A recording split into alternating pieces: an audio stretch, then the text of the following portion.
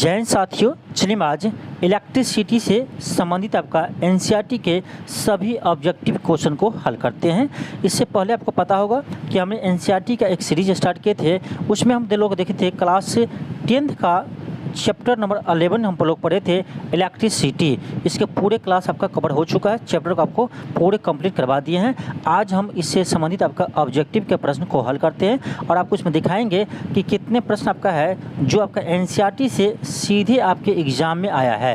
NCERT से सीधे आपका एग्ज़ाम में प्रश्न आया है, ये भी आपको हम दिखाएंगे। तो चलिए हम इसे सॉल्व करते हैं। देखिए आपका क्वेश्चन फर्स्ट है।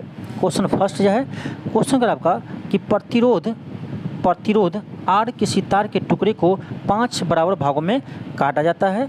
इन टुकड़े को फिर से पार्श्व क्रम में संयोजित कर देते हैं। यदि संयोजन की तुल्य प्रतिरोध आर डैश है तो आर बटे आर डैश का अनुपातिक क्या होगा।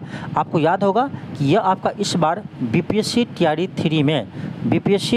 3 में आपका क्लास 11-12 में यानी आपका पीजीटी में एक क्वेश्चन पूछा गया था, जो आपका 40 मार्क्स का समान अध्ययन का पेपर होता है, उसमें आपका एक क्वेश्चन पूछा गया था।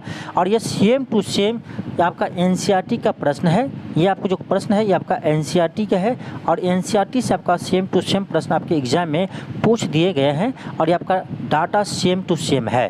ठीक है, तो इसका चलिए उस क्वेश्चन को हम हल करते हैं। देखिए किसी तार का प्रतिरोध आर है, ठीक है, आर है, इसको करें 5 बराबर भागों में काटते हैं। ठीक है, 5 बराबर भागों में काटेंगे तो प्रत्येक का प्रतिरोध कितना होगा, तो प्रत्येक का प्रतिरोध हो जाएगा आपका R बटे 5। सिंपल है। देखिए R प्रतिरोध था, उसको 5 बराबर भागों में काटे हैं तो प्रत्येक टुकड़े का प्रतिरोध कितना होगा, R बटे 5 होगा। अब कह रहा है इस ऐसे से कितना होगा, तो 5 प्रतिरोध होगा ऐसे से। अब कह रहा है उसको पार्श्व क्रम में जोड़ते हैं, यानी इसको हम पार्श्व में नहीं पैरेलल में जोड़ते हैं। ठीक है, आपको हम पहले बता चुके हैं कि आर इक्विवेलेंट हम पैरेलल में कैसे निकालते हैं, यदि आपका सभी का रेजिस्टेंस सेम रहता है।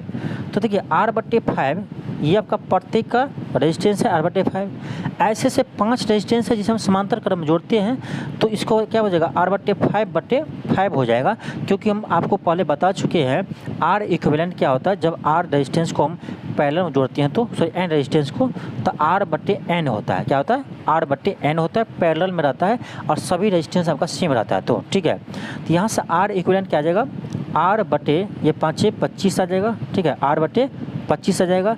और ये क्या कह रहा था, ये जो इक्विवेलेंट है ये आपका R डैश, उसको मानिए तो R डैश का मान कितना आ गया, R बटे 25 आ गया। हमें किसका वैल्यू निकालना है, R बटे R डैश का। तो ठीक है, R बटे R डैश का यहाँ से मान यहाँ रख दीजिए, तो R डैश का मान क्या है, R बटे 25 है।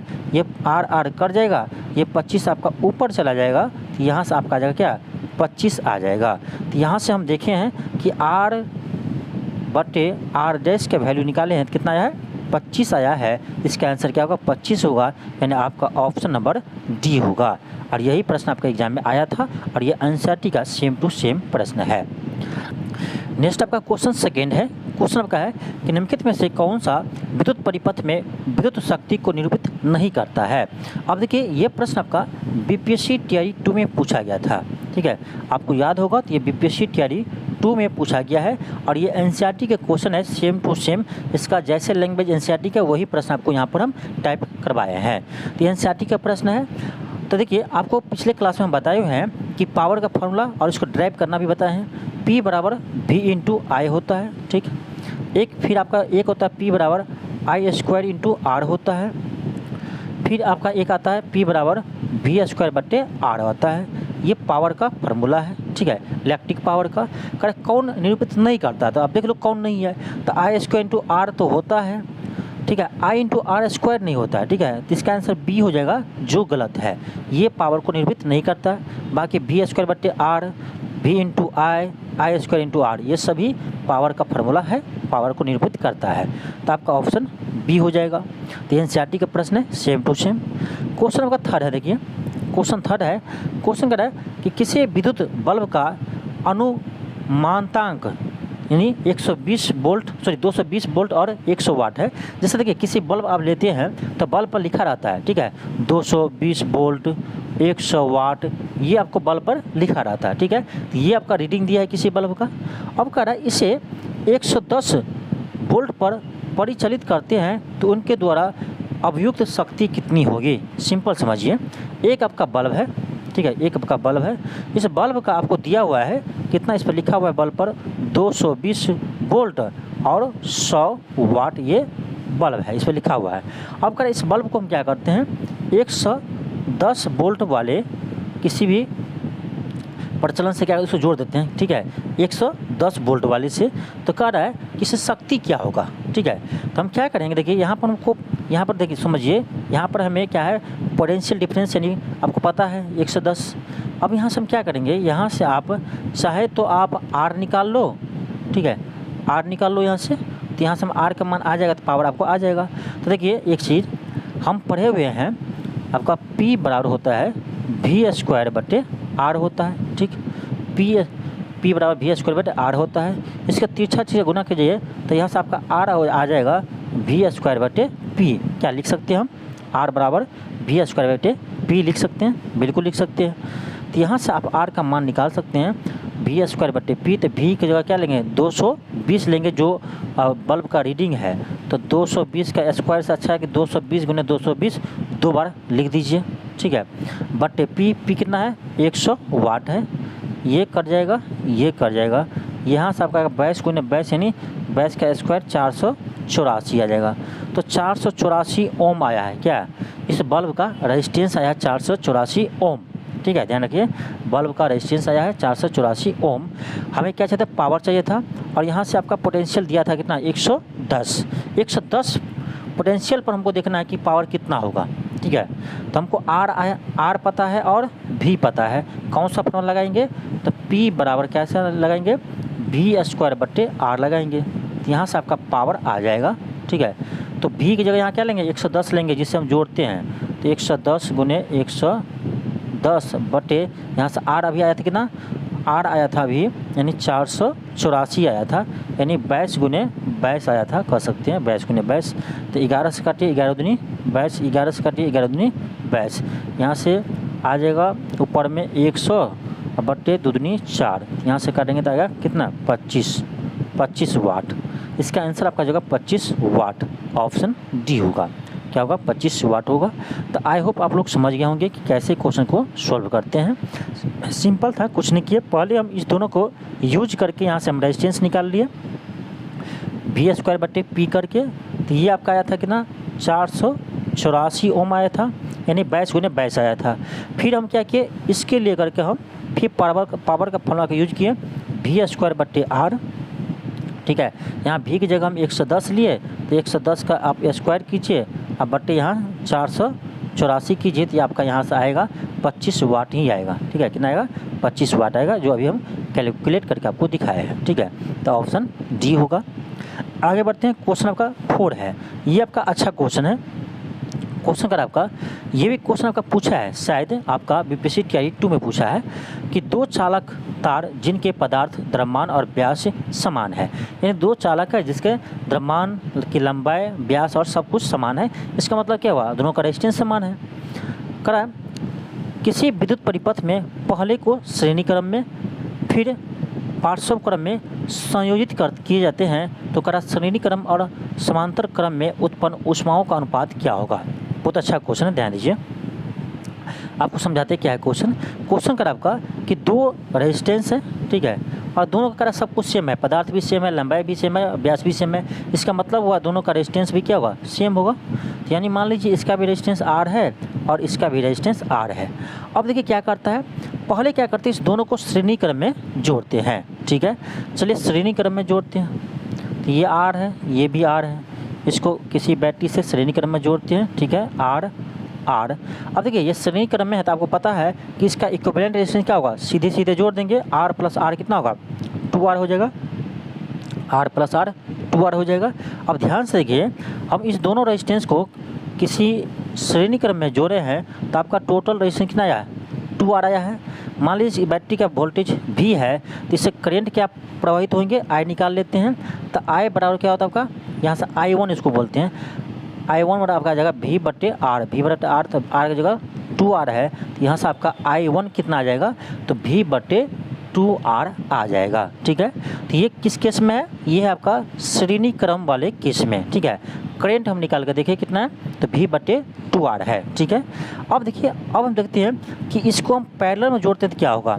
पैरेलल में जोड़ेंगे तो सिंपल है, ये इसको हम क्या किए, पैरेलल में जोड़ दिए, तो ये R है, तो ये R है, इसका R इक्विवेलेंट क्या होगा, दोनों में सेम है और दो रेजिस्टेंस है, दोनों को जोड़ते हैं पैरेलल में, तो R/2 कर देंगे, 2 से डिवाइड कर देंगे सीधे। ठीक है, यहाँ से आपका इक्विवेलेंट आ जाएगा R/2 ओम।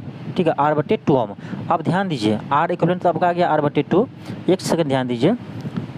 ठीक है, अब देखिए इसको बैटरी किससे जोड़े हैं, ये आपका आ गया था R/2, ये आपका वोल्टेज भी है। अब मान लीजिए इससे करंट कितना प्रवाहित होंगे, तो क्या करेंगे, यहाँ से I2 बराबर V/R होगा, तो R की जगह आपका R/2 है, तो ये 2 आपका ऊपर चला जाएगा, हम डायरेक्ट लिख देते हैं 2V/R। ये आपका I2 आया है, ध्यान दीजिए, I1 आया V/2R, I2 आया है 2V/R। ठीक है, अब क्या करें, दोनों से ऊष्मा का अनुपात क्या होगा। आप अब एक चीज़ आप लोग जानते हैं कि हीट क्या होता है, हीट जनरेट, तो I²R/T होता है। ये आप लोग पहले से जानते हुए पिछले क्लास में आपको हम बताए हुए थे। ठीक है, H बराबर I²R/T। अब इसी के यूज करेंगे, तो पहला में आप H1 मान लीजिए, दूसरा में H2 मान लेते हैं, तो यहाँ से हम सीधे निकालते हैं H1/H2 का अनुपात। H1 क्या होगा, तो I1² R1/T, H2 क्या होगा, तो I2² R2/T तो कर जाएगा। ठीक है, अब यहाँ से देखिए, ध्यान दीजिए कि हमको I1 क्या आया था, I1 यहाँ से हम निकाले थे, क्या आया था, तो I1 आया था आपका V/2R आया था। ठीक है, तो इसका स्क्वायर हो जाएगा। ठीक है, R1 का जगह क्या है, तो R1 का जगह 2R है, श्रेणी क्रम में जोड़े थे, बटे यहाँ I2 क्या आया था अभी, तो 2V/R आया था I2। ठीक है, तो इसका स्क्वायर करेंगे, और यहाँ से R इक्विवेलेंट R2 क्या आया था, तो ये आपका R/2 आया था। अब देख लीजिए, अब आपका आंसर आ गया है। कुछ नहीं करना है, इस दोनों को आपका सिंप्लीफिकेशन करना है इसको आपके, तो आपका आ जाएगा V²/4R। ध्यान से कीजिएगा, ये आपका जगह V²/4R गुने 2R बटे V² यानी 4V²/R² बटे यहाँ भी R² आएगा, यहाँ भी R² आएगा, इनटू आपका यहाँ पर आया था R/2 आया था। ठीक है, अब ध्यान दीजिए, ये आपका R² कट जाएगा, ये R कट जाएगा। ठीक है, ये V² कट जाएगा। ठीक है, अब यहाँ से ये 4 2 से काटिए, 2 दूनी 4, इस 2 से काटिए, ये 2 दूनी 4, यहाँ से आपका आ जाएगा 1/2 यानी हम इसको लिख सकते हैं क्या, 1/4 लिख सकते हैं। 1/4 को हम रेशियो में लिखेंगे तो क्या आएगा आपका, ये आपका आएगा 1/4 आएगा, 1/4 आएगा। ऑप्शन नंबर सी होगा। ये आपका बहुत ही शानदार क्वेश्चन है। ठीक है, ये बहुत ही शानदार क्वेश्चन था आपका, तो आपका ऑप्शन नंबर सी आ जाएगा 1/4। आगे बढ़ते हैं, क्वेश्चन आपका 5 है। क्वेश्चन 5 आपका क्वेश्चन अगर आपका, यदि 60 वाट का बल्ब प्रतिदिन 5 घंटे प्रयोग किया जाए तो 30 दिनों में कितने यूनिट बिजली खर्च होंगे। सिंपल है, ध्यान दीजिए। देखिए, एक बल्ब आपका है कितना, 60 वाट का है। ठीक है, प्रतिदिन 5 घंटा जलाते हैं। ठीक है, तो महीना में कितना घंटा हो जाएगा, तो महीना 30 से गुना कर देंगे। ठीक है, 60 वाट का एक बल्ब था। ठीक, 5 घंटा जलाते, 5 से गुना कर दिए, 30 दिन तक जलाते, 30 से गुना कर दिए, ये आपका क्या आ जाएगा, इतना आवर है, तो ये आपका जगह 5 या 15, 15 छके 90, 15 छके 90 आ जाएगा, इस पर 2 जीरो आ जाएगा, इतना क्या हो गया, वाट आवर आ गया। ठीक है, तो 9000 वाट आवर आ गया। आप जानते हैं कि 1000 किलोवाट 1000 वाट घंटा क्या होता है, 1000 वाट घंटा 1 किलोवाट होता है। तो हम क्या करेंगे, इसे 1000 से डिवाइड कर देंगे, तो ये आपका आ जाएगा 9 किलो वाट घंटा। क्या आ गया, 9 किलो वाट घंटा।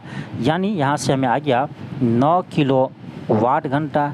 आपको पहले बताए हुए हैं कि 1 किलोवाट घंटा ही 1 यूनिट होता है, यहाँ 9 किलोवाट घंटा है, इसका मतलब क्या होगा, 9 यूनिट होगा। क्या होगा, 9 यूनिट होगा। तो आपका ऑप्शन नंबर बी होगा, 9 यूनिट।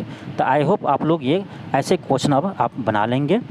आज नेक्स्ट क्वेश्चन 6 है कि एक मकान में दो बल्ब लगे हुए हैं, उनमें से एक दूसरे से अधिक प्रकाश देता है, करने में से कौन सा कथन सही है। अब ध्यान से समझिए, कह रहा है कि एक मकान है, उसमें दो बल्ब लगा हुआ है, ठीक है। कह रहा है एक बल्ब जो है दूसरे से आपका अधिक रोशनी दे रहा है, ठीक है। एक बल्ब जो है वो दूसरे से अधिक रोशनी दे रहा है, तो इसका कारण क्या है, ठीक है। चलिए देखते हैं। ये है कि प्रकाश की दीप्ति रेजिस्टेंस पर निर्भर नहीं करता, ये बिल्कुल गलत है, रेजिस्टेंस पर डिपेंड करता है। ध्यान रखिएगा, जिनका रेजिस्टेंस जितना अधिक होगा उनसे प्रकाश यानी इलेक्ट्रिक करंट उतना ही कम प्रवाहित होगा। आपको पता है कि रेजिस्टेंस क्या होता है, रेजिस्टेंस क्या करता है, तो वह इलेक्ट्रॉन के प्रवाह को रोकने की कोशिश करता है। तो रेजिस्टेंस जितना अधिक होगा वो इलेक्ट्रॉन के प्रवाह को उतना अधिक रोकेगा, यानी विद्युत धारा उतना कम प्रवाहित होगा। ये आपको पिछले क्लास में बता चुके हैं जब हम लोग पढ़ रहे थे आपका एनसीईआरटी का चैप्टर, ठीक है। उसमें पूरे डिटेल से हम रेजिस्टेंस के बारे में बताए थे। तो समझ गए कि प्रकाश जिसका अधिक है उसका रेजिस्टेंस कम है, प्रकाश अधिक है इसका मतलब क्या है, रोकने वाले कम है, तब तो वो अधिक है, ठीक है। तो ध्यान रखिएगा, तो जिसका रेजिस्टेंस अधिक होगा उसमें करंट कम जाएगा, यानी उसका प्रकाश कम होगा। जिसका रेजिस्टेंस कम होगा उसमें आपका करंट अधिक जाएंगे, तो उसका यानी क्या होगा, प्रकाश अधिक होगा, ठीक है। तो ऐसे समझिए, तो आपका क्या हो जाएगा, इसमें कम प्रकाश वाले बल्ब में रेजिस्टेंस अधिक होगा, तो आपका ऑप्शन डी ज़्यादा सही है। कम प्रकाश वाले बल्ब में रेजिस्टेंस क्या होगा, अधिक होगा। देखिए रेजिस्टेंस अधिक होने से प्रकाश कम क्यों हो रहा है, क्योंकि रेजिस्टेंस जो होता है ना वो आपको यानी विद्युत धारा का प्रवाह को क्या करते हैं, रोकते हैं, यानी इलेक्ट्रॉन के प्रवाह को रोकने की कोशिश करता है, ठीक है। तो इलेक्ट्रॉन का प्रवाह कम होगा तो विद्युत धारा कम प्रवाहित होगा, ठीक है। तो ऐसे आप समझिए, तो आपका ऑप्शन डी हो जाएगा। आगे बढ़ते हैं, क्वेश्चन नंबर 7 है। क्वेश्चन नंबर आपका 220 वोल्ट जनरेटर का एक बल्ब जुड़ा है, का धारा 0.5 एम्पियर है, तो बल्ब का शक्ति क्या होगा, सिंपल है। क्या दिया आपका, तो पोटेंशियल डिफरेंस दिया है कितना, तो 220 वोल्ट दिया है, और क्या दिया है, तो विद्युत धारा दिया है कितना, 0.5 एम्पियर दिया है। कह पावर क्या होगा, आप याद कीजिए कि किस फार्मूला में V और I होता था। तो एक फार्मूला हम सबसे पहले पढ़े थे, P बराबर V इंटू आई, इसी का यूज करेंगे। तो V क्या है, 220 वोल्ट है, I की जगह क्या है 0.5 है, तो 0.5 को हम लिख सकते हैं 1/2, हाफ 2 से काट दीजिए, तो ये आपका जगह 110, क्या आएगा, 110 वाट आएगा। क्या आएगा, 110 वाट आएगा, यानी आपका ऑप्शन नंबर ए होगा 110 वाट। आगे बढ़ते हैं, क्वेश्चन आपका 8 है। क्वेश्चन 8 कह रहा है, क्वेश्चन कर आपका कि एक 100 वाट का बिजली का बल्ब 10 घंटे जलाते हैं, ठीक है। कितना है, तो 100 वाट का है, कितना घंटा जलाते हैं, 10 घंटा जलाते हैं, ठीक। तो कह रहा है 5 रुपये प्रति यूनिट के दर से विद्युत खर्च क्या होंगे। तो इसको गुना कर दीजिए, 100 वाट है, 10 घंटा जलाते हैं, तो कितना जगह, ये आपका जगह 1000 वाट घंटा, 1000 वाट घंटा, इसमें 1000 से डिवाइड करेंगे तो ये आपका आ जाएगा 1 किलो वाट घंटा, 1 किलो वाट घंटा। आप लोग जानते हैं कि 1 किलो वाट घंटा ही क्या होता है, 1 यूनिट होता है। इसका मतलब कितना बिजली खपत हुआ, तो 1 यूनिट बिजली खपत हुआ है। और ये कह रहा है कि 5 रुपये प्रति यूनिट के दर से विद्युत खर्च होगी। तो 1 यूनिट का खर्च कितना है, 5 रुपया है, तो यहाँ से खर्च कितना आ गया, तो 5 रुपये आ गया, ऑप्शन नंबर ए हो गया, क्योंकि टोटल खर्च 1 ही यूनिट हुआ है। और ये कह रहा है कि 5 रुपये यूनिट खर्च होता है, तो यानी कितना खर्च हुआ है, 5 रुपया खर्च हुआ। क्वेश्चन नंबर 9 है। क्वेश्चन नंबर आपका कि एक सुरंग में 100 वाट क्षमता वाले 5 बल्ब लगाकर, अब देखिए क्या कर रहा है, 100 वाट, ध्यान दीजिए 100 वाट का कितना बल्ब है, 5 बल्ब है, इतना टोटल वाट खर्च करता होगा। और का बल्ब लगाकर 20 घंटे, कितना घंटा, 20 घंटा जलाते हैं। ध्यान दीजिए 100 वाट क्या है, 100 वाट का बल्ब था, 5 बल्ब था ऐसे, तो 5 से गुना कर दिया, टोटल इतना वाट का हो गया। कितना घंटा जलाया है, तो 20 घंटा जलाया है, 20 से गुना कर दिए, ये आपका टोटल कितना एनर्जी आ गया, ये आपका आएगा 5 दूनी 10, 10 पर आपका 3 जीरो आ जाएगा, यानी 10,000 वाट घंटा हो गया, 10,000 वाट घंटा हो गया। आप जानते हैं कि 1 किलो वाट घंटा 1 यूनिट होता है, तो हम क्या करेंगे, किलो वाट बनाने के लिए इसे 1000 से डिवाइड करेंगे, 3 जीरो कर जाएगा, तो यहाँ से आपका आ जाएगा कितना, 10 किलो वाट घंटा, क्या आएगा, 10 किलो वाट घंटा आ रहा है। तो 10 किलो वाट घंटा आ रहा है और 10 किलो वाट घंटा है। आप जानते हैं कि 1 किलो वाट घंटा 1 यूनिट होता है, तो यहाँ से हम कह सकते हैं कि कितना बिजली खपत हुआ है, तो 10 यूनिट बिजली खपत हुआ है। तो आपका ऑप्शन नंबर क्या होगा? ऑप्शन नंबर सी होगा, 10 यूनिट। तो आई होप अब आप लोग ऐसे प्रश्न को आसानी से सॉल्व कर लेंगे। कुछ नहीं है, बहुत आसान है, ठीक है। लेकिन पहले जो हम एनसीईआरटी का क्लास करवाए हैं उसको एक बार देख लीजिएगा। पूरे डिटेल से वहाँ पर हर फार्मूला को ड्राइव किए हैं, पूरे डिटेल से हर चीज़ को समझे हैं, रेजिस्टेंस क्या होता है, पावर क्या होता है, सबको समझे हैं। तो उस क्लास को देख लीजिए, उसके बाद आप यहाँ क्वेश्चन बनाइएगा तो आपको आसानी से और क्वेश्चन आपको बन जाएगा। क्वेश्चन आपका 10 है। क्वेश्चन करेगा 1 किलोवाट घंटा का मान क्या होता है। अब देखिए यहाँ आपको याद कीजिएगा, लेकिन इसको भी हम आपको ड्राइव करके बताए हैं कि कहाँ से ये आता है, ठीक है। तो पिछले क्लास जो हम 3 क्लास क्या करवाए हैं, 3 क्लास में आपका कंप्लीट हो गया है, ठीक है। एनसीईआरटी का जो विद्युत धारा चैप्टर करवाए हैं उसको एक बार आप देख लीजिएगा, ठीक है। सब आपको समझ में आ जाएगा आसानी से। नेक्स्ट है क्वेश्चन 11 है। क्वेश्चन का आपका कि बिजली का खपत का बिल किसके द्वारा मापन पर आधारित होता है। देखिए बिजली के जो हम खपत अभी निकाले हैं, कैसे निकालते हैं? किलो वाट आवर में निकालते हैं। यही तो आपका एक यूनिट होता है, यही तो आपका एनर्जी है, ठीक है। तो इसमें आपका ज़रूरत क्या है? तो पावर, ठीक है, पावर और समय, कितने समय के लिए इसे यूज करते हैं, ठीक है। तो इसमें देख लीजिए ऑप्शन ए जो 1 में है वोल्टेज, ये मिस्टेक है क्योंकि 1 और 2 सेम है। यहाँ वोल्टेज नहीं होगा, वाट होगा, ठीक है। फर्स्ट वाले को आप वाट कर लीजिएगा। आप जानते हैं वाट शक्ति का पावर वाट होता है, सॉरी पावर का यूनिट, शक्ति का यूनिट क्या होता है? वाट होता है, ठीक है। तो आपका फर्स्ट में वाट लिख लीजिएगा, सेकेंड है वोल्टेज, थर्ड है ओम, फोर्थ है एम्पियर। एम्पियर आपका क्या है? विद्युत धारा है, ओम रेजिस्टेंस है, वोल्टेज है। तो मेन हम लोग अभी देखे थे किलो वाट आवर, यानी इसमें मेन आपका है कि पावर और आवर से मतलब है हमको, यानी समय से, ठीक है। तो आपका इसमें देखा जाए तो आपका ऑप्शन ए होगा केवल 1, केवल 1, ठीक है, केवल 1 होगा आपका ऑप्शन नंबर 1 होगा वाट। क्वेश्चन का 12 है। क्वेश्चन अगर आपका कि एक मकान में 2 बल्ब एक दूसरे से अधिक, ये क्वेश्चन आपको करवा चुके हैं कि एक मकान में 2 बल्ब लगे हुए हैं, एक दूसरे से अधिक रोशनी दे रहा है, तो कह रहा है दोनों में से किस बल्ब में उच्चतर प्रतिरोध होगा। अब इसमें पूछ रहा है कि किसका प्रतिरोध अधिक होगा। तो जो जिसका रोशनी कम है पहले बता चुके हैं, तो मंद रोशनी वाले का प्रतिरोध अधिक होगा। प्रतिरोध अधिक होगा तभी तो इसमें रोशनी कम दे रहा है, यानी इसमें करंट कम जा रहा है, ठीक है, ठीक है। तो ऐसे ध्यान रखिएगा, क्योंकि रेजिस्टेंस जो क्या करता है वह इलेक्ट्रॉन के प्रवाह को रोकने का कोशिश करता है, ठीक है। जितना इलेक्ट्रॉन के प्रवाह को रोकने की कोशिश करेगा उतना ही करंट क्या होगा? कम होगा। तो यानी सिंपली कह सकते हैं कि जिसका प्रकाश अधिक है उसमें रेजिस्टेंस क्या होगा? कम होगा, ठीक है। प्रकाश अधिक है तो रेजिस्टेंस कम होगा, ठीक है। तो आपका क्या होगा? दोनों में से किस बल्ब में उच्चतर प्रतिरोध है? तो उच्चतर प्रतिरोध होगा, इसका मतलब क्या? रोशनी क्या है? कम दिएगा। तो आपका ऑप्शन नंबर ए हो जाएगा। क्वेश्चन आपका 13 है। ये क्वेश्चन आपका बीपीएससी में आया हुआ है, ठीक है। क्वेश्चन कह रहा है 2 समांतर प्रतिरोध वाले सर्किट का कुल प्रतिरोध 1.403 ओम है। कह रहा है एक प्रतिरोध का मान 2 ओम है, तो कह रहा है दूसरे प्रतिरोध का मान क्या होगा। सिंपल है लेकिन थोड़ा सा कैलकुलेटिव क्वेश्चन दे दिया है। ये तो सब जानते हैं कि 2 रेजिस्टेंस को हम पैरेलल में जोड़ेंगे तो इक्विवेलेंट रेजिस्टेंस क्या होता है, पहले भी आपको हम बता चुके हैं। इक्विवेलेंट क्या होगा? डायरेक्ट याद रखिए, R1 इंटू R2 बटे R1 प्लस R2 होगा। यहाँ पर आपका R इक्विवेलेंट दिया हुआ है, कितना दिया है? 1.403 दिया हुआ है। अब इसमें से कोई एक मान लीजिए R2 नहीं दिया हुआ है, तो R1 आपको दिया है 2 ओम दिया है, R2 नहीं दिया तो R2 रहने दीजिए, R1 की जगह 2 लेंगे, R2 की जगह R2 ही रहेगा। तो सिंपली है लेकिन आपका जैसा थोड़ा सा कैलकुलेटिव बना दिया है, ठीक है। तो इसका कैलकुलेशन कीजिएगा, आपका आंसर आ जाएगा, ठीक है। सिंपल है, फार्मूला पर यूज करना है। तो 1.403 बराबर क्या होगा?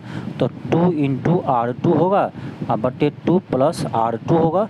इसको कोना कोनी गुना कीजिएगा, यहाँ से आपका R के वैल्यू निकालिएगा, तो ये आपका लगभग आएगा 4.7 ओम, ठीक है। थोड़ा सा कैलकुलेटिव क्वेश्चन है, क्वेश्चन सिंपल है लेकिन थोड़ा सा वैल्यू ऐसा दिया है कि जिससे आपको कैलकुलेशन करने में समय लग जाएगा। क्वेश्चन आपका 14 है। क्वेश्चन आपका 2 एक जैसे बल्ब को किस प्रकार जोड़ने पर अधिक रोशनी मिलेगी। आप सोचिए तो, कह रहा है कि 2 सेम बल्ब है, अब कह रहा है उसको हम कैसे जोड़े कि इसमें प्रकाश हमको अधिक मिले, ठीक है, इसमें प्रकाश अधिक मिले। अब चलिए सोचते हैं, ऑप्शन ए में है, 1 में है कि दोनों को श्रेणी क्रम में, ठीक है। मान लेते हैं कि इसका रेजिस्टेंस R है, दूसरा का भी रेजिस्टेंस R है, इसको हम श्रेणी क्रम में जोड़ रहे हैं, ध्यान दीजिए, श्रेणी क्रम में जोड़ रहे हैं, तो इसका इक्विवेलेंट रेजिस्टेंस क्या होगा, तो R प्लस R 2R हो जाएगा सिंपली, ठीक है। तो यहाँ से आपका R इक्विवेलेंट क्या आएगा, तो आ जाएगा आपका 2R आ जाएगा, ठीक। यहाँ से आपका वोल्टेज V है मान लीजिए, तो इससे करंट क्या प्रवाहित होंगे, तो V/R होता है, तो V/R की जगह क्या करेंगे, 2R कर देंगे। तो ये आपका जब हम दोनों को किस में जोड़े हैं, सीरीज में जोड़े हैं, तब आपका ये करंट इतना आया है। अब चलिए दोनों को पैरेलल में जोड़ते हैं, इसको ध्यान रखिएगा, I1 बराबर V/2R। अब इसको हम पैरेलल में जोड़ेंगे तो क्या होगा, इसका R इक्विवेलेंट क्या हो जाएगा, डायरेक्ट हम कर देते हैं, R/2 हो जाएगा। भाई दोनों का रेजिस्टेंस R है, तो 2 रेजिस्टेंस है, पैरेलल में है तो R/2 हो जाएगा। हम बताए थे ना R/N होता है, डायरेक्ट याद रखिए, ठीक है, पैरेलल में तो N की जगह 2 है, 2 रेजिस्टेंस है, दोनों का सेम रेजिस्टेंस R है, तो इक्विवेलेंट क्या होगा, R/2 होगा। इसको हम जोड़ रहे हैं किस में, इसको हम जोड़ रहे हैं किसी बैटरी से, पैरेलल वाले को जोड़ रहे हैं, तो यहाँ से आपका करंट क्या आ जाएगा, यहाँ से आपका I2 आ जाएगा V/R, R की जगह आपका R/2 आएगा, तो 2 आपका ऊपर चला जाएगा, ठीक है, 2 ऊपर चला जाएगा। तो आप लोग खुद कंपेयर कीजिए I1 और I2 में कौन बड़ा है, V/2R बड़ा है कि 2V/R बड़ा है, तो आप देखेंगे तो 2V/R बड़ा है, यानी यहाँ हम कह सकते हैं कि आपका I2 जो है ये I1 से बड़ा है। I2 कब है, जब हम इसको पैरेलल में जोड़े हैं तब है, I1 कब है, जब उसको हम सीरीज में जोड़े हैं तब है। तो यानी करंट किस में ज़्यादा आ रहा है, तो पैरेलल वाले में आ रहा है। तो क्वेश्चन क्या कर रहा था, किस में रोशनी अधिक देगा, तो करंट अधिक प्रवाहित होंगे तो रोशनी ऑटोमेटिक अधिक आपको देंगे। तो यानी आपका हो जाएगा I2 वाला यानी समांतर क्रम वाले में, यानी आपका ऑप्शन नंबर बी होगा कि 2 में अधिक होगा, यानी पैरेलल वाले में अधिक रोशनी देंगे, ठीक है। तो उसको रटना नहीं है, आप इसको कैलकुलेट कर सकते हैं, उसको समझ सकते हैं, ठीक है। तो फिजिक्स ऐसा सब्जेक्ट है जिसको आप रट नहीं सकते हैं, उसको समझ नहीं सकते हैं, ठीक है। फिजिक्स में हर चीज़ समझना होता है, ठीक है। नेक्स्ट है क्वेश्चन 15 है। क्वेश्चन का आपका दिए गए पदार्थ में किसी 1 मीटर लंबाई और A मोटाई के तार का प्रतिरोध 42 ओम है। इसी पदार्थ के किसी अन्य तार का प्रतिरोध क्या होगा जिसकी लंबाई तथा मोटाई, यानी वहाँ से मिस्टेक हो गया, थोड़ा सा ध्यान रखिएगा। कारण किसी पदार्थ का लंबाई L है, 1 नहीं है, ये L है, ठीक है, और इसका मोटाई A है, तो इसका रेजिस्टेंस कितना है, 42 ओम है, ठीक है। आपको समझाते हैं क्वेश्चन क्या है। एक आपका तार है, ठीक है, इसका आपका लंबाई क्या है, तो L है, ठीक है, लंबाई L है और मोटाई क्या है, तो A है, और इसका रेजिस्टेंस दिया कितना है, 42 ओम है, ठीक है।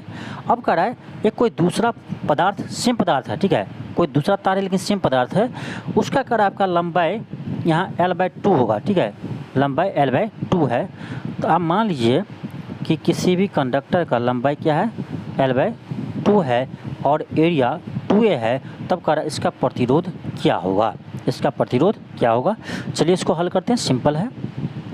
देखिए आप लोग को पढ़ाए थे पिछले क्लास में हम कि रेजिस्टेंस का फॉर्मूला आपका क्या होता है, R बराबर ρ/L/A होता है। यहाँ इसका वैल्यू कितना दिया है, तो 42 ओम दिया है, जब लंबा A हो एरिया A हो, फिर लंबाई L हो एरिया A हो, तो आपका 42 ओम है। अब दूसरा रेजिस्टेंस हम निकालते हैं, ये आपका दिया रो तो सेम होगा क्योंकि पदार्थ सेम है, लंबाई का यहाँ पर क्या है, तो L/2 है, तो L की जगह हम L/2 लेंगे और एरिया की जगह हम क्या लेंगे, 2A लेंगे। तो ये आपका क्या आएगा, ρ/L/4A आएगा, क्या आएगा, ρ/L/4A आएगा। अब यहाँ ध्यान दीजिए, ρ/L/A का मान कितना है, 42 ओम है, तो यहाँ क्या आ रहा है, ρ/L/4A आ रहा है, यानी इसका चौथाई भाग, ठीक है। तो जो नया रेजिस्टेंस आएगा वो पहले के रेजिस्टेंस का क्या होगा, 1/4 होगा। तो पहला का रेजिस्टेंस कितना है, 42 है, इसका 1/4 कितना होगा, तो 1/4 कर दीजिए, यही आपका आंसर आ जाएगा। इसका 1/4 करेंगे तो आंसर आपका आ जाएगा, ठीक है। तो आपका आएगा ये 10×40 520 10.5 ओम आएगा, 10.5 ओम आएगा। नेक्स्ट है क्वेश्चन 15 है। क्वेश्चन 15 में थोड़ा सा टाइपिंग मिस्टेक हो गया, ठीक है। ये प्रश्न ही पूरे गलत टाइप कर दिया है, ठीक है। इस प्रश्न को आपको हम समझाते प्रश्न क्या है। प्रश्न ये था आपका कि कोई एक तार है, किसी पदार्थ का तार है जिसका लंबाई L है और area cross section area A है, तो इसका रेजिस्टेंस आपका दिया है कितना, 4 ओम है, ठीक है। ये जो प्रश्न था आपको बताते हैं ओरिजिनल, ठीक है। यहाँ टाइपिंग मिस्टेक कर दिया, पूरे गलत ही टाइप कर दिया है, ठीक है। तो लंबाई L है, क्रॉस सेक्शन एरिया A है, तो इसका रेजिस्टेंस कितना है, तो 4 ओम है, ठीक है। अब कह रहा है कि सेम पदार्थ है, उसका लंबाई हम L/2 कर देते हैं और एरिया क्या होता है, 2A होता है, तब कह रहा है इसका रेजिस्टेंस क्या होगा, ठीक है। इसका रेजिस्टेंस क्या होगा, तो आपको चलिए समझा देते हैं कैसे निकालेंगे। तो देखिए पहले लंबाई L था और एरिया A था, तो रेजिस्टेंस कितना था, 4 ओम। तो यहाँ से हम करेंगे क्या, R बराबर ρ × L/A, ठीक है। इसका मान कितना होगा, 4 ओम दिया हुआ है। अब नया रेजिस्टेंस निकालेंगे इससे कि नया रेजिस्टेंस कितना होगा, यहाँ से हम R डैश करेंगे तो आपका अगर ρ × L/, तो L की जगह क्या होगा, L/2 लेंगे जो आपको दिया है, बटे 2A, एरिया की जगह 2A लेंगे, तो आपका जगह ρ × L/, 2 दूनी 4, 4A आ जाएगा। पहले क्या था, तो ρ × L/A था, यानी देखा जाए तो ये रेजिस्टेंस इसका क्या हो गया, 1/4 हो गया। पहले रेजिस्टेंस का क्या हो गया, 1/4 हो गया। आपको हम पहले बताए थे कि इसका रेजिस्टेंस कितना था, 4 ओम था। यहाँ से नया रेजिस्टेंस कितना आएगा, तो 4/4 यानी आपका 1 ओम आएगा, ठीक है। तो ये था आपका ओरिजिनल प्रश्न, ठीक है। हालांकि आपको जो प्रश्न यहाँ पर हम ओरिजिनल लगा देंगे, ठीक है। यहाँ पर आपको टाइपिंग मिस्टेक कर दिया है, तो जो ओरिजिनल प्रश्न है वो आपको यहाँ पर लगा देंगे, आप देख लीजिएगा, ठीक है। आगे बढ़ते हैं, क्वेश्चन आपका 16 है। क्वेश्चन का आपका कि फ्यूज में प्रयुक्त होने वाले तार का विशेषता क्या होती है। जो फ्यूज तार होते हैं उसका विशेषता क्या होते हैं, ठीक है।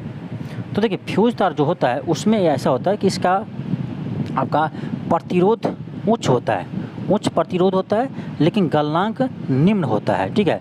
तो आपका ऑप्शन सी होगा, उच्च प्रतिरोध निम्न गलनांक। गलनांक आपका कम इसीलिए होता है क्योंकि जब आपका किसी बल्ब से उसकी क्षमता से अधिक विद्युत धारा प्रवाहित होने लगे तो वह क्या हो, फ्यूज तार गल जाए, ठीक है। फ्यूज तार का गलनांक कम रहेगा तो वो जल्दी गल जाएंगे, कम तापमान पे ही गल जाएगा, इसीलिए फ्यूज तार का यानी आपका गलनांक कम होता है और प्रतिरोध आपका उच्च होता है, अधिक होता है, ठीक है। इससे आप ध्यान रखिएगा। फिर आपका अगला प्रश्न है कि फ्यूज का सिद्धांत है, यानी फ्यूज तार जो है वो किस सिद्धांत पर कार्य करता है, ठीक है। तो ये आपका विद्युत का ऊष्मीय प्रभाव, विद्युत का ऊष्मीय प्रभाव पर ये कार्य करते हैं, इससे आप ध्यान रखिएगा, ठीक है। आगे आपका प्रश्न है, क्वेश्चन 18 है कि डायनेमो का कार्य क्या होता है। देखिए डायनेमो क्या करता है ना, डायनेमो ये आपका यांत्रिक ऊर्जा को विद्युत ऊर्जा में बदल देता है। यांत्रिक ऊर्जा यानी मैकेनिकल एनर्जी को इलेक्ट्रिकल एनर्जी में बदल देता है डायनेमो, ठीक है। क्वेश्चन आपका 19 है। क्वेश्चन आपका कि चालक का प्रतिरोध किस पर निर्भर करता है। अब देखिए आपको बता चुके हैं रेजिस्टेंस आपका जो होता है R बराबर ये आपका था ρ × L/A होता है, ठीक है। इससे हमें क्या पता चलता है, इससे ये पता चलता है कि रेजिस्टेंस पदार्थ के प्रकृति पर निर्भर करता है, पदार्थ की लंबाई पर निर्भर करता है और इसके क्रॉस सेक्शनल एरिया पर निर्भर करता है। चलिए देख लेते हैं। 1 में चालक की लंबाई पर बिल्कुल सही है। सेकंड में चालक के अनुप्रस्थ काट के क्षेत्रफल पर, उस पर भी निर्भर करता है। थर्ड है उसके पदार्थ के प्रकृति पर, बिल्कुल इस पर भी निर्भर करता है। यानी आपका ऑप्शन नंबर डी हो जाएगा, 1, 2 और 3 तीनों पर निर्भर करता है। फिर क्वेश्चन 20 है। क्वेश्चन अगर आपका आपस में जुड़ी हुई दो आवेशित वस्तुओं के बीच विद्युत धारा प्रवाहित नहीं होती है यदि वे, अब देखिए क्वेश्चन ये कर रहा है कि दो आवेश कर रहा है कि आवेश आपस में जुड़ी दो आवेश वस्तुएं, ठीक है। मान लीजिए कोई वस्तु है, ठीक है, किसी पॉजिटिव चार्ज है, नेगेटिव चार्ज है। अब कह रहा है ये दोनों के बीच विद्युत धारा का प्रभाव कब नहीं होगा, ठीक है। तो देखिए आपको पहले ही बता चुके हैं कि जब तक पोटेंशियल डिफरेंस नहीं होता है दोनों में तब तक आपका यानी इसमें विद्युत धारा प्रवाहित नहीं होंगे। यानी यदि दोनों का पोटेंशियल सेम हो जाता है, इसका भी और इसका भी, तो क्या होगा, दोनों से विद्युत धारा प्रवाहित नहीं होंगे। मान लीजिए इसका भी 10 वोल्ट क्या है, इसका भी 10 वोल्ट विभवांतर है, इसका भी 10 वोल्ट है, ठीक है। विभव इसका भी 10 वोल्ट है, इसका भी 10 वोल्ट विभव है। तो विभवांतर देखा जाए दोनों में अंतर तो कितना आएगा, डेल्टा भी यहाँ पर 0 आ जाएगा, यानी आपका इस यहाँ पर विभवांतर 0 आ रहा है, इसका मतलब इसमें विद्युत धारा प्रवाहित नहीं होंगे, ठीक है। तो आपका हो जाएगा ऑप्शन कौन सा होगा, समान आवेश पर, समान धारिता पर, समान प्रतिरोध पर, ये भी नहीं होगा। आगे देखते हैं ऑप्शन आपका हो जाएगा ऑप्शन डी, समान विभव पर, यानी दोनों का यदि पोटेंशियल सेम हो जाए, ठीक है, इलेक्ट्रिक पोटेंशियल दोनों का क्या हो, सेम हो जाए, तो उसमें इलेक्ट्रिक प्रभाव नहीं होगा। जब तक पोटेंशियल डिफरेंस कुछ ना कुछ नहीं होगा तब तक इसे इलेक्ट्रिक करंट का प्रभावित नहीं होंगे। आगे आपका क्वेश्चन 21 है। क्वेश्चन अगर आपका विद्युत मोटर क्या करते हैं, विद्युत मोटर क्या करते हैं, तो ये डायनेमो को उल्टा करते हैं, ठीक है। विद्युत मोटर आपका विद्युत ऊर्जा को यांत्रिक ऊर्जा में बदलते हैं। ऑप्शन आपका सी होगा, विद्युत ऊर्जा को यांत्रिक ऊर्जा में बदलते हैं। क्वेश्चन 22 है। क्वेश्चन कर रहा है ऐसा उपकरण जो रासायनिक ऊर्जा को विद्युत ऊर्जा में परिवर्तित करते हैं उसे क्या कहते हैं। रासायनिक ऊर्जा को विद्युत में, ये होता है बैटरी, जो बैटरी होता है उसमें देखिएगा अब लिक्विड होता है, ठीक है। तो रासायनिक अभिक्रिया करके वह क्या करते हैं, तो इलेक्ट्रिक करंट प्रवाहित करते हैं, ठीक है। तो आपका ऑप्शन नंबर ए हो जाएगा। क्वेश्चन 23 है। क्वेश्चन आपका घरेलू परिपथ में तार का स्थानापन्न मूलतः होता है, यानी सिंपल करने का अर्थ ये हुआ कि विद्युत परिपथ जो होता है उसमें तार को किस क्रम में जोड़ते हैं, श्रेणी क्रम में जोड़ते हैं, किस समांतर क्रम में जोड़ते हैं। तो ध्यान रखिएगा घर में जो वायरिंग होता है वो आपका समांतर क्रम में होता है, घर में जो वायरिंग होता है वो क्या होता है, समांतर क्रम में होता है, इसे आप ध्यान रखिएगा। क्वेश्चन 24 है। क्वेश्चन आपका कि दो तार की लंबाई, व्यास और प्रतिरोध सभी का 1:2 के अनुपात में है, यानी ये कह रहा है क्वेश्चन कि दो तार है, ध्यान रखिए दो तार है, इसका लंबाई, एक और आपका तार है, कह रहा है इसका लंबाई, व्यास और प्रतिरोध सभी का अनुपात क्या है, 1:2 है, ठीक है। यानी लंबाई यानी इसका L है तो इसका क्या होगा 2L होगा, इसका यदि व्यास A है इसका व्यास क्या होगा 2A होगा, ये तो कह रहा है। यानी दोनों का अनुपात क्या है 1:2 है। तो कह रहा है कि पहले तार का प्रतिरोध 10 ओम है, तो कह रहा है कि मोटे तार का प्रतिरोध क्या होगा। चलिए देख लेते हैं क्या करेंगे। R बराबर rho into L by A formula लगाएंगे। पहला का 10 ओम दिया है, दूसरा में लगाएंगे R डैश बराबर रो इंटू L, L की जगह क्या कर रहा था 2 गुना था, ठीक है, बट ए भी क्या है 2 गुना है, तो 2 कर जाएगा, तो ये भी क्या आएगा रो इंटू L बाई ए ही आएगा, यानी इसका भी मान क्या होगा 10 ओम ही होगा, ठीक है, 10 ओम ही होगा। क्योंकि ध्यान दीजिए इसका लंबाई 2 गुना कर दिए हैं और एरिया को भी 2 गुना कर दिए हैं, तो रेजिस्टेंस में कोई चेंज नहीं आया है, ठीक है। ध्यान रखिएगा जब लंबाई में भी 2 गुना कर दिया जाए और मोटाई को भी 2 गुना कर दिया जाए तो रेजिस्टेंस में कोई बदलाव नहीं आता है, ये हम लोग यहाँ पर देख लिए हैं। तो इसका भी मान है रो इंटू L बाई ए और इसका भी मान आ रहा है रो इंटू L बाई ए, इसका मान दिया है आपका 10 ओम, इसका मतलब इसका भी मान क्या आएगा 10 ओम ही आएगा, यानी आपका ऑप्शन नंबर बी होगा 10 ओम, ठीक है, इसका भी आंसर 10 ओम ही होगा। आगे आपका क्वेश्चन है क्वेश्चन 25 है। क्वेश्चन कर आपका कि एक तार में बहती हुई विद्युत धारा और विभवांतर के प्रत्येक को 2 गुना बढ़ा दिया जाए तो विद्युत शक्ति क्या होंगे। सिंपल है, क्या कह रहा है, तो देखिए किसी बहती हुई तार में कह रहा है विद्युत धारा, ठीक है, यानी करेंट, इसको क्या कर रहा है 2 गुना कर रहा है, और विभवांतर भी जो है इसको भी क्या कर रहा है 2 गुना कर रहा है, सॉरी 2 भी कर रहा है। तो कह रहा है इसका पावर क्या होगा, तो हम लोग पहले से पढ़े हैं V और I में क्या होता है रिलेशन, P बराबर, तो P बराबर V इंटू आई होता है, ये पहले का मान है। अभी क्या होगा P डैश, तो V इंटू आई होगा, तो V की जगह 2V और I की जगह 2I, यहाँ से आपका क्या आएगा 2 दूनी 4 और V इंटू आई होगा, 2 दूनी 4 V इंटू आई होगा। यानी अब क्या हो गया, ये 4 गुनी हो गया। अब देखिए ना पहले था V इंटू आई, अब है 4 गुने V इंटू आई, यानी पावर क्या हो गया, तो पावर 4 गुनी हो गया है। पावर पहले P था तो अभी 4P हो गया है, यानी आपका ऑप्शन नंबर बी होगा, 4 गुनी बढ़ जाएगी, ठीक है, ऑप्शन नंबर क्या होगा बी होगा। फिर आपका आगे क्वेश्चन 26 है। क्वेश्चन अगर आपका कि निम्न में से कौन अर्धचालक है, यानी सेमी कंडक्टर है। कौन आपका सेमी कंडक्टर है? देखिए सेमी कंडक्टर आपका हो जाएगा सिलिकॉन और जर्मेनियम। सिलिकॉन और जर्मेनियम क्या है? ये सेमी कंडक्टर है। आपका ऑप्शन 1 एंड 4 किस में है? तो ऑप्शन नंबर सी में है। तो आपका ऑप्शन नंबर सी हो जाएगा 1 एंड 4।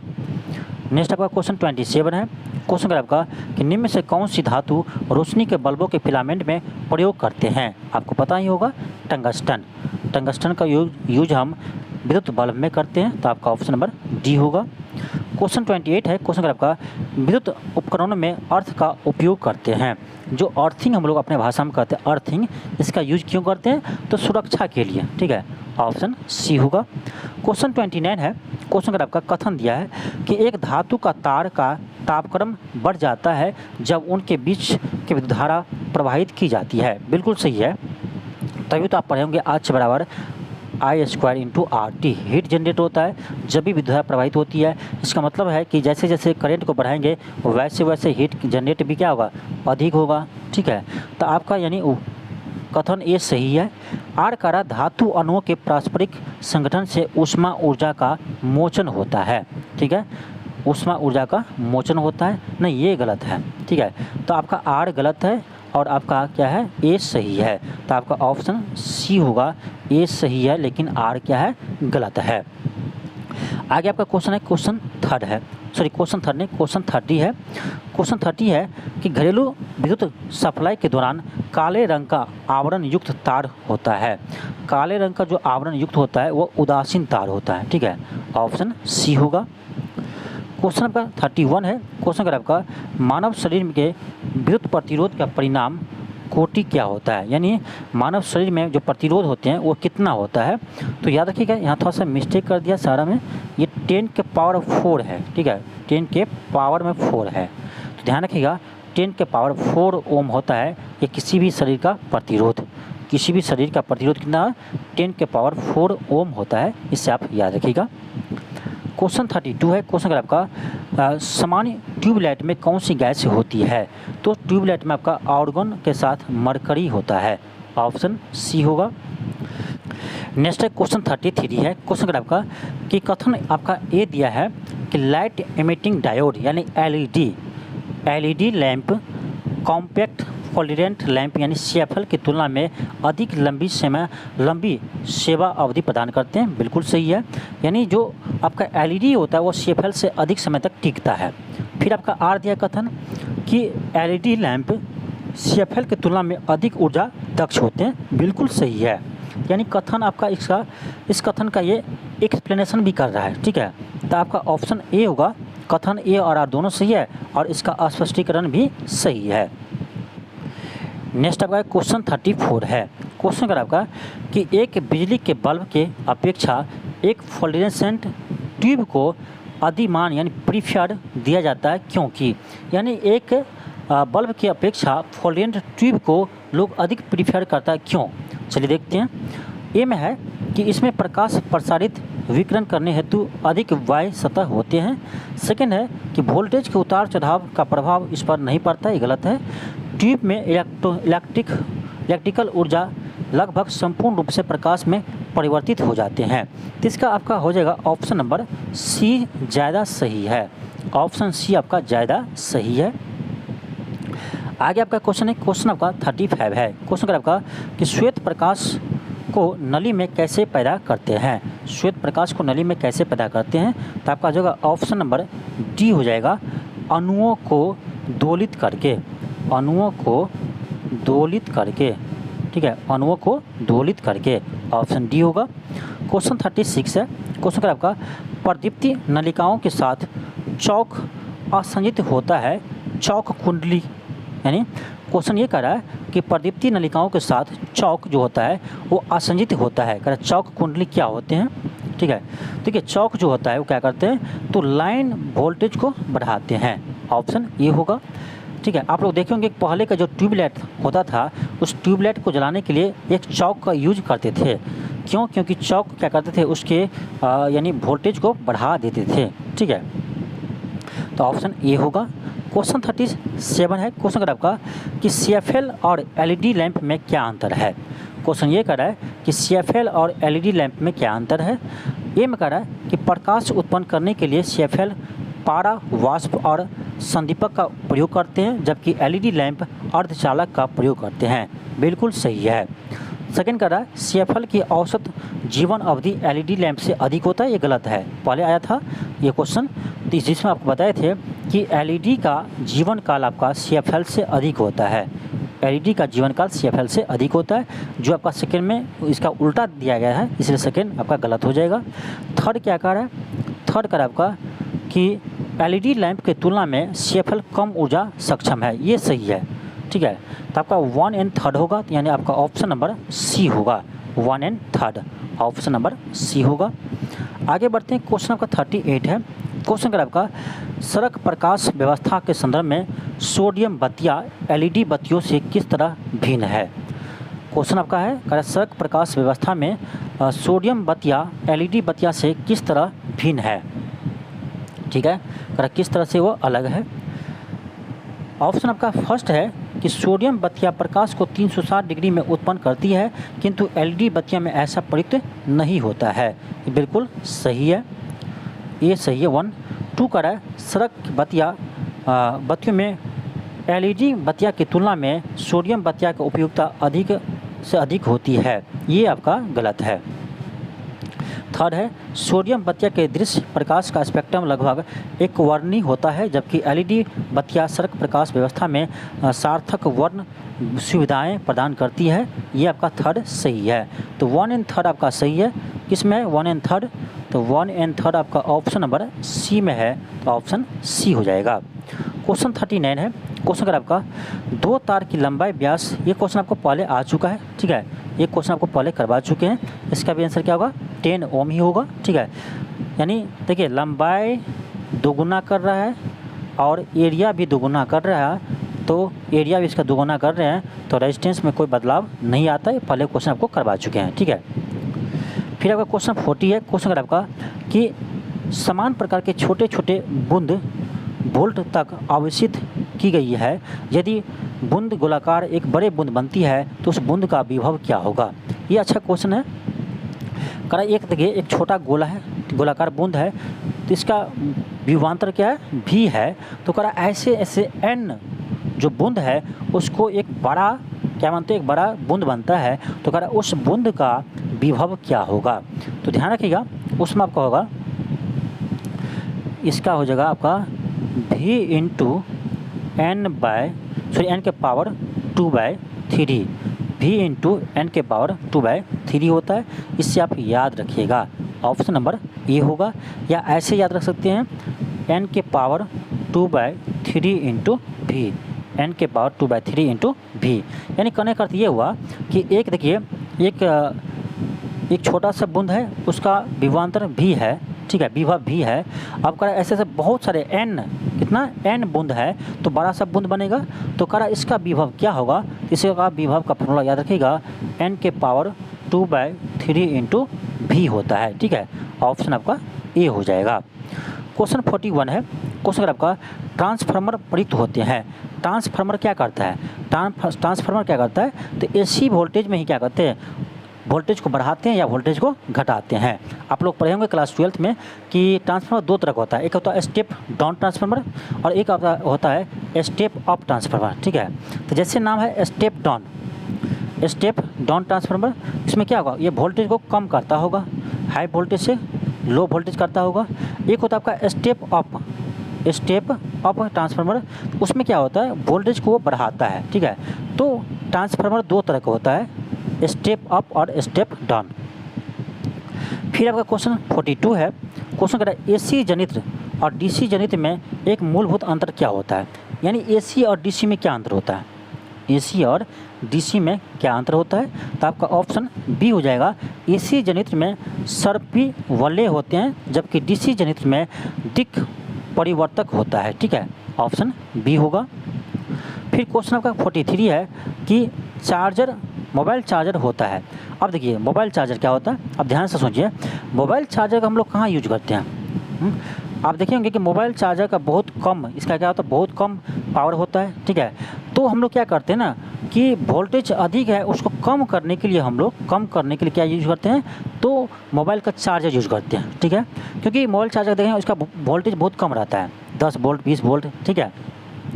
तो यानी क्या होगा, आपका हो जाएगा स्टेप डाउन ट्रांसफार्मर, ठीक है, स्टेप डाउन ट्रांसफार्मर होगा, यानी आपका ऑप्शन नंबर डी होगा एक अपचाई ट्रांसफार्मर।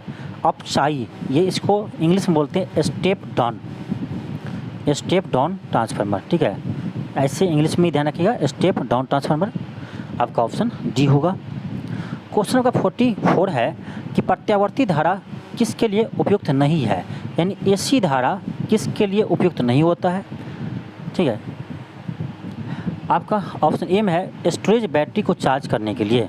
स्टोरेज बैटरी को चार्ज करने के लिए हम एसी का यूज नहीं करते हैं, आपका ऑप्शन नंबर ए हो जाएगा। स्टोरेज बैटरी को चार्ज करने के लिए हम एसी का यूज नहीं कर सकते हैं। फिर आपका क्वेश्चन 45 है कि प्रत्यावर्ती धारा को दृश्य धारा में परिवर्तित करने वाले युक्ति है, यानी एसी को डीसी में कौन बदलता है, ठीक है। प्रत्यावर्ती धारा को दृश्य धारा में, एसी को डीसी में कौन बदलता है, तो रेक्टिफायर, ध्यान रखिएगा, रेक्टिफायर से हम एसी को डीसी में बदलते हैं। आपका ऑप्शन नंबर क्या होगा, बी होगा। प्रत्यावर्ती धारा को दृश्य धारा में, यानी एसी को डीसी में बदलते हैं हम किससे, रेक्टिफायर से। क्वेश्चन आपका क्वेश्चन 46 है। क्वेश्चन अगर आपका कि कथन दिया है कि भारत में विद्युत वितरण कंपनी विद्युत खपत की गणना किलोवाट घंटा में करते हैं, बिल्कुल सही है, पहले भी बता चुके हैं, किलोवाट घंटा में गणना करते हैं। फिर आपका आर दिया है कि भारत में विद्युत प्रणाली में 60 हर्ट्ज आवृत्ति पर काम करते हैं। 60 हर्ट्ज, ये आपका गलत है, 60 हर्ट्ज नहीं 50 हर्ट्ज पर काम करते हैं, ठीक है, ये आपका गलत है। तो आपका ए सही या आर गलत है, ऑप्शन सी होगा। क्वेश्चन 47 है। क्वेश्चन अगर आपका कि निम्न में से विद्युत खपत को बढ़ते हुए क्रम में प्रदर्शित कीजिए, यानी कौन सा उपकरण है जो विद्युत शक्ति को अधिक खपत करेंगे, विद्युत ऊर्जा को कौन सबसे अधिक खपत करेंगे, उसको बढ़ते हुए क्रम में आपको सजाना है। इसमें देख लीजिए सबसे अधिक कौन करेगा, ठीक है, सबसे अधिक इलेक्ट्रिकल केतली यूज करेगा, फिर विद्युत प्रेस जो आयरन होता है वो यूज करेगा, फिर टेलीविज़न और पंखा इससे कम करेगा। तो आपका ऑप्शन सी हो जाएगा। क्वेश्चन 48 है। क्वेश्चन अगर आपका कि त्वरित यानी बिजली चमकना से वृक्ष में आग लग जाती है क्योंकि उसमें अधिक मात्रा में क्या होते हैं, तो अधिक मात्रा में उसमें विद्युत ऊर्जा होते हैं, क्या होते हैं, विद्युत ऊर्जा होते हैं। ऑप्शन आपका बी हो जाएगा। क्वेश्चन 49 है। क्वेश्चन अगर आपका कि त्वरित चालक को बनाने में लोहे की छड़ों की अपेक्षा तांबे की छड़ की वरीयता दी जाती है, बिल्कुल सही है। इसका देखिए कारण क्या दिया है, कारण क्या है, लोहे की तुलना में तांबा विद्युत का अधिक सुचालक है, बिल्कुल सही है। वायुमंडलीय परिस्थिति में सरलता से ऑक्सीकृत नहीं होता है, बिल्कुल सही है, यानी इसका स्पष्टीकरण भी बिल्कुल सही है। तो आपका ऑप्शन ए हो जाएगा। ए और आर दोनों सही है, और एक ही आर सही व्याख्या भी करते हैं। तो ऑप्शन आपका क्या होगा, तो ए होगा, ऑप्शन ए होगा। नेक्स्ट आपका क्वेश्चन है, क्वेश्चन 50 है। क्वेश्चन अगर आपका कि निम्न में से कौन सी धातु अर्धचालक की तरह ट्रांजिस्टर में प्रयुक्त होता है, तो इसमें कौन सा अर्धचालक है, भाई जर्मेनियम क्या है, अर्धचालक है। तो आपका ऑप्शन नंबर बी हो जाएगा, जर्मेनियम। क्वेश्चन 51 है कि एक अर्धचालक में विद्युत चालन होता है। देखिए जिस तरह से कंडक्टर में, ध्यान रखिएगा, चालक में यानी कंडक्टर में जो विद्युत आवेश को यानी जो इलेक्ट्रिक प्रभाव होता है उसमें आपका इलेक्ट्रॉन के प्रवाह के कारण होता है, ठीक है। इसी तरह से किसी भी अर्धचालक में किसी भी सेमीकंडक्टर में जो विद्युत का प्रवाह होता है वो आपका इलेक्ट्रॉन्स और होल्स के कारण होता है, ठीक है। ऑप्शन आपका सी होगा, इलेक्ट्रॉन और होल्स के कारण होता है, ऑप्शन सी होगा। ये आप क्लास 12th में पढ़े होंगे, फिजिक्स में मॉडर्न फिजिक्स एक चैप्टर है उसमें आप लोग पढ़े होंगे। क्वेश्चन 52 है। क्वेश्चन अगर आपका किसी अर्धचालक का प्रतिरोध गर्म करने पर क्या होगा। देखिए ध्यान दीजिएगा, किसी भी अर्धचालक का प्रतिरोध गर्म करने पर घटता है, ठीक है। सेमीकंडक्टर में क्या होता है, किसी भी सेमीकंडक्टर में जब हम उसको गर्म करते हैं तो उसका प्रतिरोध क्या होता है, रेजिस्टेंस क्या होता है, घटता है, कम होता है, ध्यान रखिएगा। तो ऑप्शन सी होगा। अर्धचालक का प्रतिरोध तापमान बढ़ाने पर घटता है, जबकि चालक का प्रतिरोध तापमान बढ़ाने पर बढ़ता है। तो चालक में पूछिए आपका तो क्या होगा, तापमान बढ़ाएंगे तो प्रतिरोध भी बढ़ेगा चालक में, ठीक है, रेजिस्टेंस भी बढ़ेगा। लेकिन अर्धचालक में, सेमीकंडक्टर में उल्टा होता है, प्रतिरोध का रेजिस्टेंस टेम्परेचर बढ़ाने पर क्या होता है, अर्धचालक में इसका प्रतिरोध घटता है। नेक्स्ट आपका क्वेश्चन 53 है। क्वेश्चन अगर आपका परम शून्य तापमान पर अर्धचालक का प्रतिरोध क्या होगा, तो शून्य हो जाएगा, ठीक है, इसीलिए तो उसको सुपर कंडक्टर बोलते हैं। परम शून्य तापमान पर यहीं पर आपका बनता है सुपर कंडक्टर, ठीक है, इसका रेजिस्टेंस 0 हो जाता है। ऑप्शन आपका डी होगा। क्वेश्चन आपका क्वेश्चन 54 है। अतिचालक का लक्षण क्या है, चलिए देख लेते हैं क्या है अतिचालक का लक्षण। तो क्या होगा, अतिचालक का लक्षण है शून्य परागम्यता।